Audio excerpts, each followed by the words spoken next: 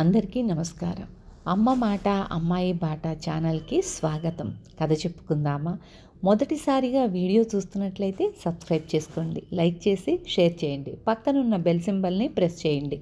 నేను చేసే కొత్త వీడియోలు మీకు నోటిఫికేషన్స్ వస్తాయి. మొదలు పెట్టుకుందామా? కోదండరాముడు. నారాయణపట్నంలో ఉండే భోగరాజు వ్యాపారంలో లక్షలకు లక్షలు గడించాడు. లాభాలు వచ్చాయి కనుక తాను అనుకున్న ప్రకారం కోదండరాముడికి మొక్కు చెల్లించటానికి 100 బంగారు కాసులు చేయించి భార్యతో సహా ప్రయాణం కావటానికి ముహూర్తం నిశ్చయించుకున్నాడు. తెల్లవారితే ప్రయాణమనగా ఆ రాత్రి ఇంట్లో దొంగలు పడి ప్రయాణానికి సర్దుకున్న పెట్టె కాస్తా ఎత్తుకుపోయారు. భోగరాజు, అతని భార్య, కొడుకు సన్యాసిరాజు ఆ పెట్టె కోసం ఇల్లంతా వెతికిన మీదట పెరటి తలుపులు తెరిచి ఉన్నట్లు తెలిసి దొంగతనం జరిగినట్లు స్పష్టమయ్యింది. దొంగతనం గురించి కొత్వాలుకు ఫిర్యాదు చేశారు, కానీ దొంగల ఆచూకీ తెలిసి రాలేదు. దేవుడికి చేరవలసిన బంగారు కాసులు పోయాయని భోగరాజు బాధపడ్డాడు. మళ్ళీ బంగారు కాసులు తయారు కావాలి కనుక ప్రయాణం వాయిదా పడింది. ఈలోగా ఒకనాడు ఎవరో వచ్చి భోగరాజుకు ఒక ఉత్తరం ఇచ్చారు.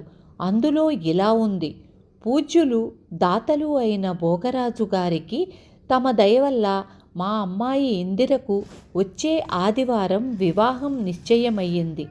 ఈ సందర్భంలో తమరు చేసిన మేలు ఎన్నటికీ మరిచిపోలేము. తమరు ఆ రోజుకు వచ్చి వధూవరులను ఆశీర్వదించి మమ్మల్ని ఆనందింపబరచ కోరుతున్నాము. ఇట్లు సింహాచలం, సీతారాంపురం. ఈ ఉత్తరం చదువుకొని భోగరాజు చాలా ఆశ్చర్యపడ్డాడు. ఉత్తరం తెచ్చినవాడు గాని, దాన్ని పంపిన సింహాచలం అనే అతను కానీ తనకు తెలిసిన వాళ్ళు కారు. తాను అతనికి చేసిన సహాయం ఏమిటో తెలియలేదు. దీని సంగతి ఏమిటో అంతు తేల్చుకోవాలని భోగరాజు ఆదివారం నాడు సీతారాంపురం వెళ్ళాడు. సింహాచలం భోగరాజును ఎంతగానో గౌరవించి సొమ్ము సర్దుబాటు చెయ్యలేక పెళ్ళి ఆగిపోతుందేమో అని భయపడుతూ నిస్సహాయ స్థితిలో ఉండగా తమరు దేవుడిలా డబ్బు పంపించి ఆదుకున్నారు. మీ మేలు జన్మ జన్మలకు మర్చిపోలేను అన్నాడు. మీకు డబ్బు తెచ్చి ఇచ్చినది ఎవరు అని భోగరాజు అడిగాడు. ఎవరో కోదండరాముడట. ఈ డబ్బుతో తమ కుమార్తె వివాహం జరిపించండి. దీన్ని నారాయణపట్నం భోగరాజు గారు పంపారు అని చెప్పాడు అన్నాడు సింహాచలం. తన ఆశ్చర్యాన్ని తనలోనే దాచుకొని పెళ్లి కాగానే భోగరాజు తిరిగి వచ్చేశాడు.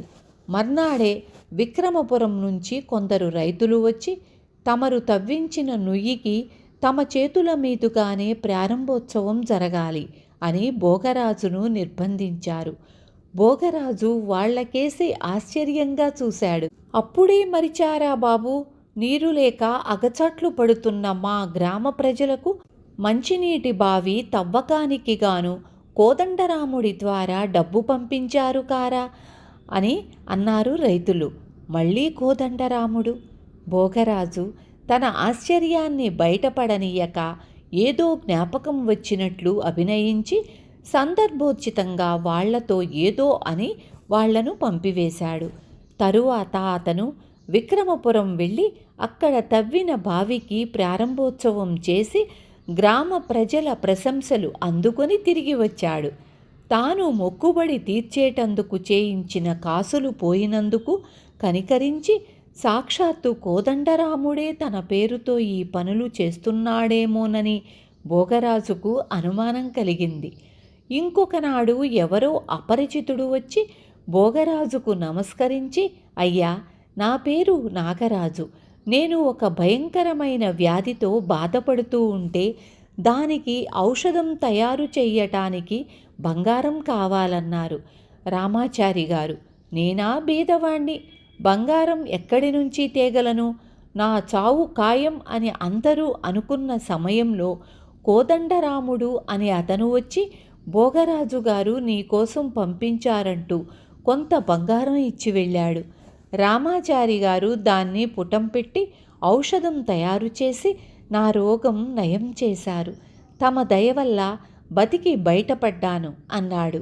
భోగరాజు అతనితో తగిన రీతిగా మాట్లాడి కొన్ని పళ్ళు కూడా ఇచ్చి పంపేశాడు.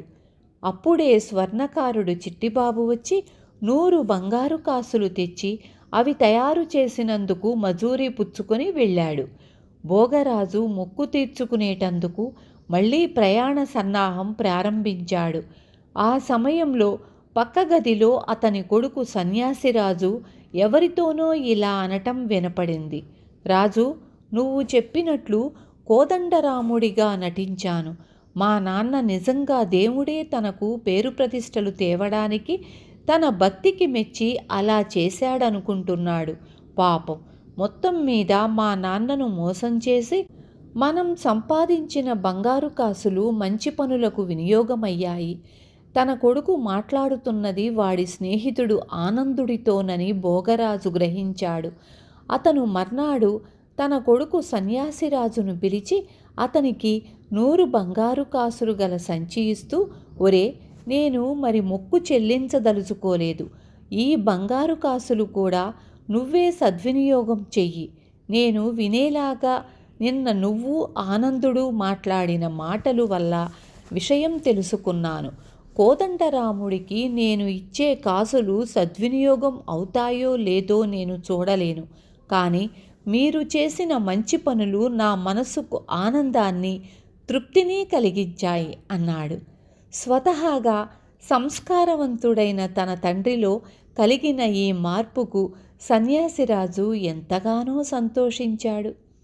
విన్నారు కదా, నిజమే, మనం హుండీలో వేసేవి అవి ఎంతవరకు ఉపయోగపడతాయో మనకు తెలియదు. కానీ మనం అవసరమైన వాళ్లకు, స్తోమత లేక ఇబ్బందులు పడే వాళ్లకు చేయందిస్తే అవి స్వయంగా భగవంతుడికే చేరతాయి. రేపు మళ్ళీ ఇంకొక మంచి కథతో మీ ముందుకు వస్తాను.